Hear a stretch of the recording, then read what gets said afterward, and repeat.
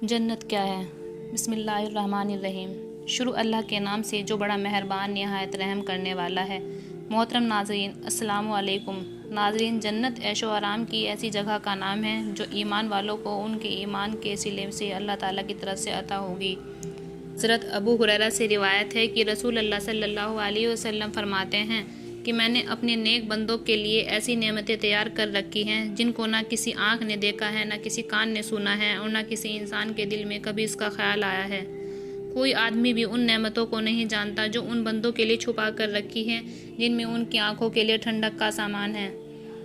جنت میں تمہارے ایک قدم کے برابر کی جگہ دنیا میں جو کچھ بھی ہے اس سے بہتر ہے، اور اگر جنت کی عورتوں میں سے کوئی عورت زمین کی طرف جھانکے تو جنت سے لے کر زمین تک روشن کر دے اور خوشبو سے بھر دے، اور اس کا دوپٹہ بھی دنیا اور دنیا میں جو کچھ ہے اس سے بہتر ہے۔ جنت میں ایک درخت ایسا ہے کہ سوار اس کے سائے میں 100 سال بھی چل لے تو اسے پار نہ کر سکے، اور تم چاہو تو یہ آیت پڑھو، وَظِلٍّ مَمْدُودٍ، اور جنتی لمبے سائے تک اس درخت کے نیچے رہے گا۔ جنتی جنت میں کھائیں گے اور پیئیں گے، لیکن نہ تو تھوکیں گے، نہ پیشاب خانہ کریں گے، اور نہ ناک کی صفائی کریں گے۔ صحابہ رضی اللہ عنہ نے عرض کیا، کھانے کا کیا ہوگا، یعنی ہضم کیسے ہوگا؟ آپ صلی اللہ علیہ وسلم نے ارشاد فرمایا، ڈکار آئے گی اور پسینہ مشک کے پسینے کی طرح، یعنی غذا کا جو اثر نکلے گا وہ ڈکار اور پسینے کے ذریعے نکل جایا کرے گا، اور جنتیوں کی زبان پر اللہ تعالیٰ کی حمد و تسبیح اس طرح جاری ہوگی جس طرح اس کا سانس جاری ہوگا۔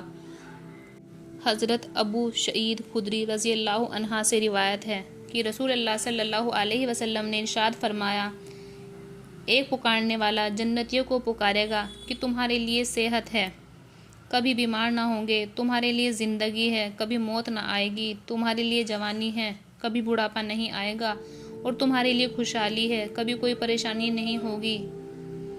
یہ حدیث اس آیت کی تفسیر کرتی ہے جس میں اللہ تعالیٰ نے ارشاد فرمایا ہے، وَنُودُوا أَن تِلْكُمُ الْجَنَّةُ أُورِثْتُمُوهَا بِمَا كُنتُمْ تَعْمَلُونَ، اور ان سے پکار کر کہا جائے گا، یہ جنت تم کو تمہارے اعمال کے بدلے دی گئی ہے۔ نبی کریم صلی اللہ علیہ وسلم فرماتے ہیں، جس شخص نے اس بات کی گواہی دی کہ اللہ تعالیٰ کے سوا کوئی معبود نہیں، وہ اکیلے ہیں، ان کا کوئی شریک نہیں، اور یہ حضرت مصطفیٰ صلی اللہ علیہ وسلم ان کے بندے اور رسول ہیں، اور حضرت عیسیٰ علیہ السلام اللہ تعالیٰ کے بندے اور ان کے رسول ہیں، اور ان کا کلمہ ہے کہ ان کی پیدائش بغیر باپ کے صرف اللہ تعالیٰ کے حکم کلمہ کن سے ہوئی، اور اللہ تعالیٰ کی طرف سے وہ ایک روح ہیں، جس روح کو حضرت جبریل علیہ السلام کی پھونک کے ذریعے حضرت مریم علیہ السلام کے گریبان میں پھونکا گیا تھا۔ اور یہ ہے کہ جنت برحق ہے، دوزخ برحق ہے۔ جو ان سب کی گواہی دے، اس کا عمل کیسا ہو، اللہ تعالیٰ اسے جنت میں ضرور داخل کرے گا۔ حضرت جنیدہ رضی اللہ نے یہ الفاظ بھی نکالے ہیں کہ یہ جنت کے 8 دروازوں میں سے جس سے چاہے داخل ہو جائے۔ حضرت ابو ہریرہ رضی اللہ عنہ فرماتے ہیں کہ دیہات کے رہنے والے ایک صاحب رسول اللہ صلی اللہ علیہ وسلم کی خدمت میں حاضر ہوئے اور عرض کیا، یا رسول اللہ، مجھے کوئی ایسا عمل بتا دیجیے جس کے کرنے سے میں جنت میں داخل ہو جاؤں۔ آپ صلی اللہ علیہ وسلم نے ارشاد فرمایا، اللہ تعالیٰ کی عبادت کیا کرو، کسی کو ان کا شریک نہ ٹھہراؤ، اللہ کے سوا کوئی معبود برحق نہیں ہے، فرض نماز پڑھا کرو، فرض زکوٰۃ ادا کیا کرو، اور رمضان کے روزے رکھا کرو۔ ان صحاب نے عرض کیا، اس ذات کی قسم جس کے قبضے میں میری جان ہے، جو اعمال آپ نے فرمائے ویسا ہی کروں گا، ان میں سے کوئی اضافہ نہیں کروں گا۔ پھر جب وہ صاحب چلے گئے تو رسول اللہ صلی اللہ علیہ وسلم نے فرمایا، جو شخص کسی جنتی کو دیکھنا چاہتا ہو تو وہ اسے دیکھ لے۔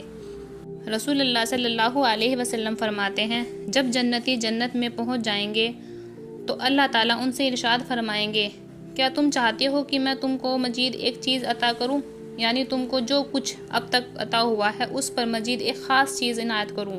وہ کہیں گے، کیا آپ نے ہمارے چہرے روشن نہیں کر دیے، اور کیا آپ نے ہمیں دوزخ سے بچا کر جنت میں داخل نہیں کر دیا؟ اب اس کے علاوہ اور کیا چیز ہو سکتی ہے جس کی ہم خواہش کریں؟